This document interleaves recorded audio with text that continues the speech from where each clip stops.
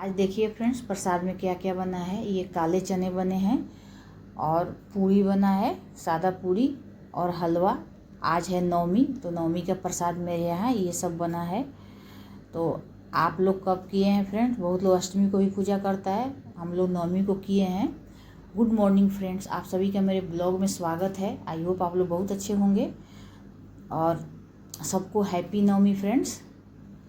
और मैं पूजा करके आ गई मंदिर से, उसके बाद घर में भी पूजा हो चुका है, सब कर ली हूँ मैं।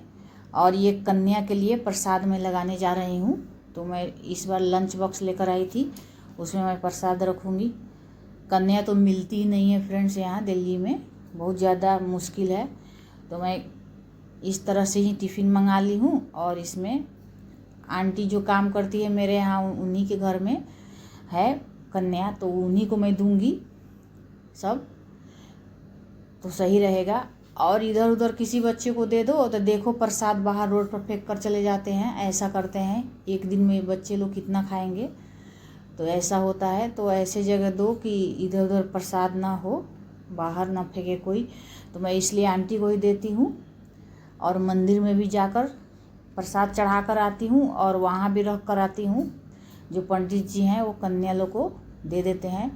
और मैं इस तरह से हलवा पूरी मैं थोड़ा थोड़ा ही रखी हूँ फ्रेंड्स, ताकि बच्चे लोग खा ले, कन्या लोग खा ले, छोड़े नहीं।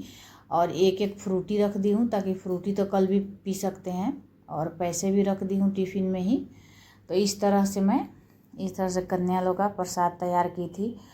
एक दिन में ही कन्या लोग को हर घर में बुलाया जाता है और खिलाया जाता है, तो कन्या भी क्या करेंगी, उनको भी तो इतना खाने का मन नहीं करता है। इसीलिए कुछ अलग अलग डिफरेंट दे दो तो सही रहता है। तो हलवा पूरी और फ्रूटी, और इस तरह से ये चने में मसाले वाले चने हैं, बिना लहसुन प्याज का मैं बनाई थी, सेंधा नमक डालकर कन्या पूजन के लिए।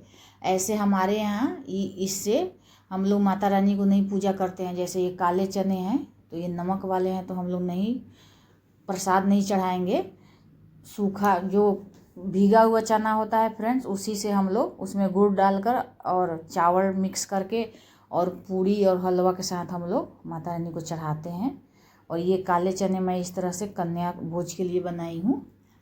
तो हमें जितना मिला उतना मैं दे रही हूँ, कन्या नहीं मिलती हैं। इस तरह से मैं सब कन्या का देखिए आप लोग फ्रेंड्स प्रसाद तैयार कर दी और दे दूँगी।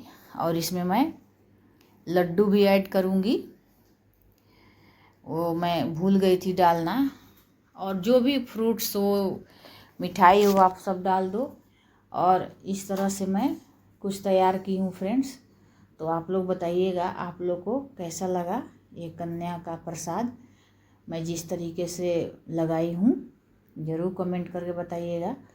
और ये फ्रूटी मैं बाहर निकाल दूँगी और उसमें मैं सब्जी जिसमें रखने वाला है उसमें चना रख कर उसको अंदर रख दूँगी।